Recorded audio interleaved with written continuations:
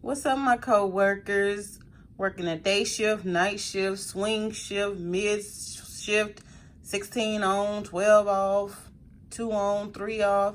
However you out there doing it, welcome, welcome, welcome. All of my co-workers in the healthcare field, and I hope you're staying safe during the C-19 pandemic, and may God protect you always, always.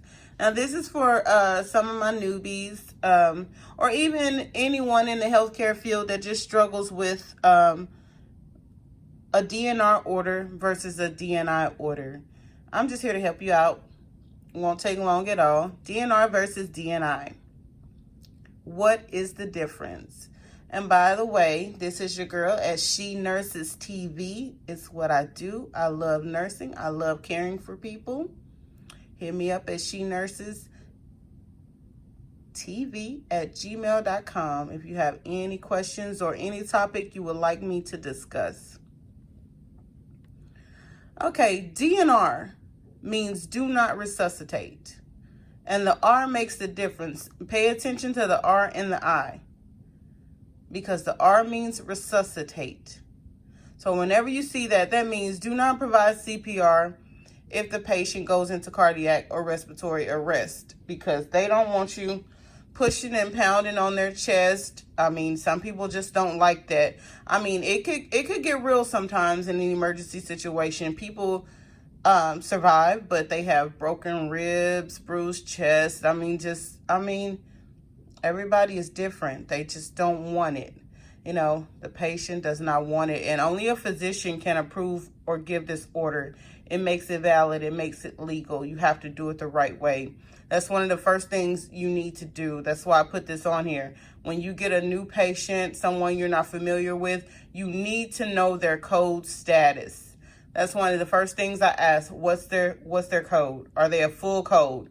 Meaning, full code means you do everything you can to bring that person back to a stable condition, breathing on their own and everything. Like full code, you going all out. You doing everything you can to save that person's life.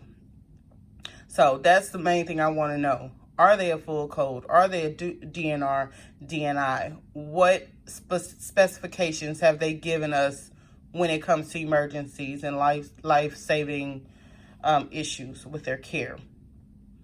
Now, this does not mean that you can't do other things. That patient can still have oxygen to help breathing. That patient can still get fluids for hydration. That patient can still get blood transfusions if they need it. We can still make them comfortable. We can still give them pain medication if they request it. They just don't want CPR. But there are other things we can do to try to save their life. DNI. DNI means do not intubate. This person does not want an endotracheal tube inserted down his or her throat if they were to get into respiratory arrest, okay? ET tube is what we call it in the nursing field, in the healthcare field. Is when they put that plastic tube down your throat. It sets in there and it provides oxygen to your lungs. It provides oxygen to make it easier for you to breathe. That way, it's basically giving your lungs a rest, pretty much, because your lung does a majority of the work to keep, you going and breathing normally. But like when people are just in an emergency, life-threatening situation, the doctor does want to kind of sedate them. And he may want to drop an ET tube just to give their lungs a rest. I've heard doctors say on several occasions, just want to let them rest, give their lungs a rest. So you won't have to do all the effort. You can just rest and get better. But I mean, some people don't want that. I couldn't imagine a ET tube going down my throat, but in life-threatening situations, yes, I would want that. But remember, it must be a written and signed order by the doctor. Make sure it's on their chart and updated at all times. You want their code status to be on their chart. At most of the hospitals I work at, they put the code status on a a different colored paper so it'll stand out to you. Like maybe purple is a normal color that I see, but they make sure the code status stands out and you know exactly where to look for it at. But once again, some code DNR orders do not expire. So just make sure it's not a DNR order, a DNI order from 20 years ago. Like, you want to talk with the family and make sure this is still what they prefer. Okay, now, like I said before, it does not mean, okay, they don't want to be intubated, but maybe they do want CPR. So we can give CPR, oxygen, blood, provide comfort, pain medication, and everything else that it takes to get the patient back stable.